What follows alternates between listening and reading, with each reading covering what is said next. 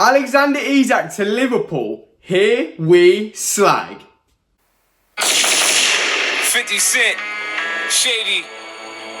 Yes, it looks like Isak is going to end up at Liverpool after reports of him missing Newcastle's pre-season tour all across Asia. Now this news literally came a day after Arsenal had confirmed that they were signing Victor Gyökeres, which makes you think, was he just waiting to see what Arsenal did before making himself available for Liverpool? Either way, it looks like he could end up going Liverpool. However, I don't think it's a done deal yet. And I do think Newcastle are in a very strong position, especially considering he's still got 3 years left on his contract. Now, I know these days people think as soon as they see a tweet from Fabrizio or Ornstein, they think, yeah, it's a done deal.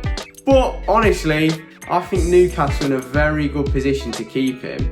And if they do have to sell him, Liverpool are going to have to pay a really, really hefty amount to get him out of that club. Now, I have seen the mongs on football Twitter say that if Liverpool do sign Isak, they're just going to walk the league or the season's done and it's over for everyone else.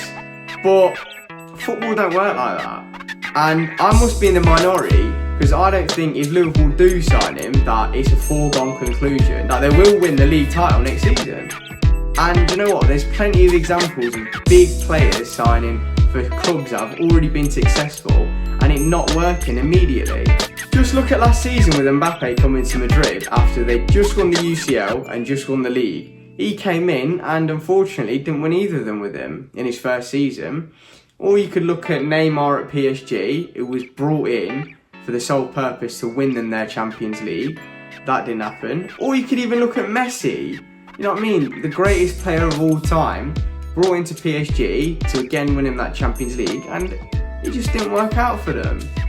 So there is examples out there.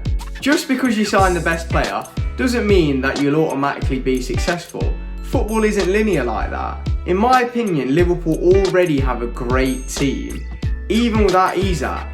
And I think one of the things that helped Slot massively in his first season was that they did make no signings, and in return there was no expectations. So he was automatically forced to work with the squad that they already had.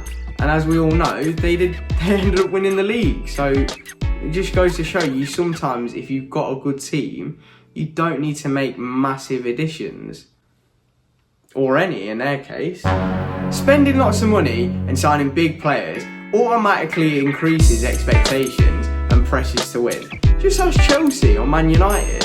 This might sound mad, but Liverpool could be a better team without Isak. Nobody actually knows yet until we've seen him in that red shirt and see how he performs with the team. So don't believe all that bollocks you read online about, oh, it's a done deal about they're going to win the league if they sign him. I mean, it's not as if Liverpool were struggling last season to score goals, was it? And not to mention, they have already added to the squad this season with signings like Wirtz and Frimpong. Yeah, obviously on paper he's better than what they already have with players like Nunes or Gakpo. Of course he's better than them, but that doesn't necessarily mean they'll make a better team with him in the side. Again, only time will tell.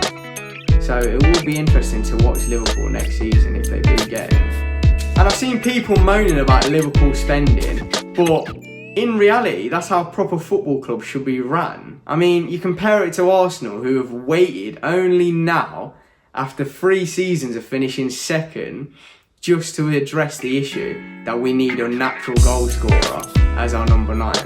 And ironically, it's a season where Man City have made mad signings, Chelsea have made mad signings, and Liverpool are about to break the transfer record, so... Timings, eh? Now let's talk about Eze, where in my last video I made the prediction that we won't get the deal over the line before the end of the transfer window, and I'm yet to see anything otherwise.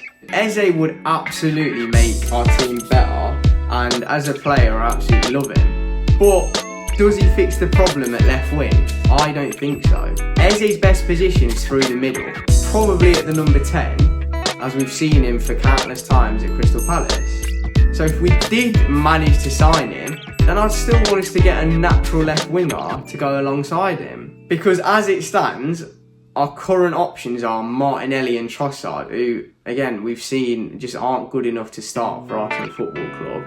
And then we also have our new signing, Noni Madueke, who's a right winger, and I don't want to see him being experimented out on the left wing. So if we did sign Eze, and it's a big if, where are we going to play him? Because it don't sit right with me that we just shoehorn him out to the left, especially as he likes to drift inside, meaning there won't be much width going down that left side.